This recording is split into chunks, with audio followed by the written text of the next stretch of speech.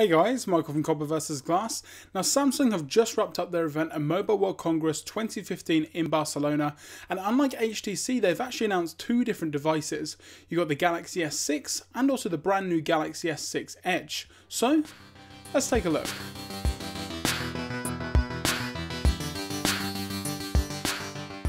So first off, the Galaxy S6 is the follow-up to Samsung's best-selling line of smartphones, the Galaxy range. Now the Galaxy S5 didn't do so well last year, so they're hoping to actually get a bit more in terms of market share this year with a brand new design for the S6. And the design is pretty much exactly the same as the leaks earlier on in the week. You've got Corning Gorilla Glass 4 on the front and also on the back, which may or may not cause some issues, obviously with the iPhone 4 and also the Nexus 4. There was a lot of issues with the back glass panels, so we'll see how Samsung Galaxy S6 holds up under some drop tests and just in general everyday use. There's also a lot of metal on the S6, which is definitely a nice change from the plastic design that we had on the Galaxy S5 last year.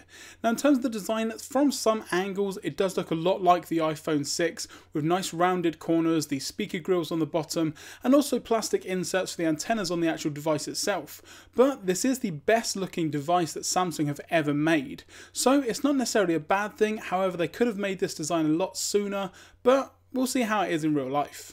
The internals are also completely different to the HTC One M9. They're not going to be using the Snapdragon 810 like all of the newest flagships for 2015. Instead, they're going with their own in-house octa-core Exynos processor, which, according to Samsung, is the fastest processor on the market. Again, we're going to have to wait to see in terms of real-world use, but based on some of the demos and the videos that they had on stage, it does look like it's extremely quick. The rest of the device is going to feature 3GB of RAM. Unfortunately, there is non-expandable memory, so you're going to be stuck with 16, 32, 64 or 120GB, but that may or may not be a bad thing. The design as well doesn't really lend itself to a removable back, so the battery as well is non-removable. Now in my opinion this is a bit of a step back for Samsung. However, the Samsung Galaxy S3 that I had, I didn't really use the removable back and I didn't really change the battery all that often, so to someone like myself it doesn't really make too much difference, although I do know people that struggle with battery life and they really do appreciate having the removable back. The good thing is that Samsung have sorted out charging on the S6. It comes stock with wireless charging, which is pretty much the first Galaxy device to come stock with wireless charging, and again it has taken a while. The Nexus 4, which is a device that's nearly 4 years old now, came with wireless charging, so it's good that Samsung are finally catching up. They've also got some really good quick charge technology, which allows you to get 4 hours of charge from 10 minutes of charging using the included micro USB cable. Now this is extremely good if you are going to a coffee shop or waiting in an airport and you do need to just get a quick charge on your phone. To get 4 hours worth of use in around 10 minutes is definitely a great improvement and something that I hope a lot of other devices implement in the future. The screen is a 5.1 AMOLED QHD display with a super high pixel density of 577 pixels per inch.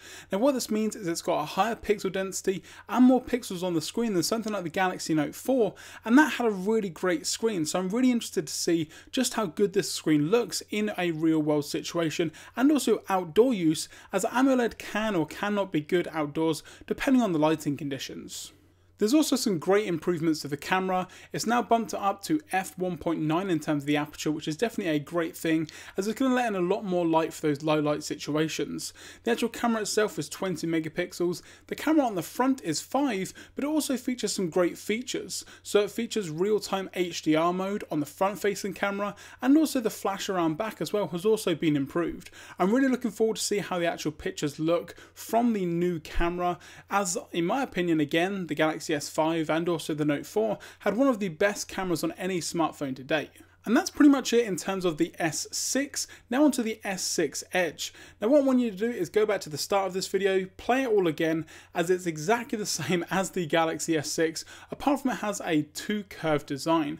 Now what I mean by this is the original Galaxy Edge had a 1 curved design, but now it is curved on both sides, which may or not be good for ergonomics in terms of holding the device. Whether it's going to be picking up on your thumb or any of your fingers being on the curve itself may or may not cause a problem, but I would say that it looks a lot better than the Galaxy S6. Samsung's trying something new here, and it's not really clear whether it is or isn't going to pay off just yet, but in terms of the actual event that they had, they were really showcasing the Galaxy S6 Edge a lot more than the Galaxy S6, which is a bit strange as the S6 is kind of their new flagship, but maybe they're trying to push this new design. And that's pretty much all Samsung had to offer at Mobile World Congress 2015. There was no new tablets, no new wearables. There is an update to the VR headset from Samsung to accommodate the Galaxy S6 and also the 6 Edge, but apart from that, that was it. If you guys have got any questions about the event or want to know anything more, I'll try my best to get some of the information, and if you leave a comment section down below, I'll be sure to reply as quick as possible.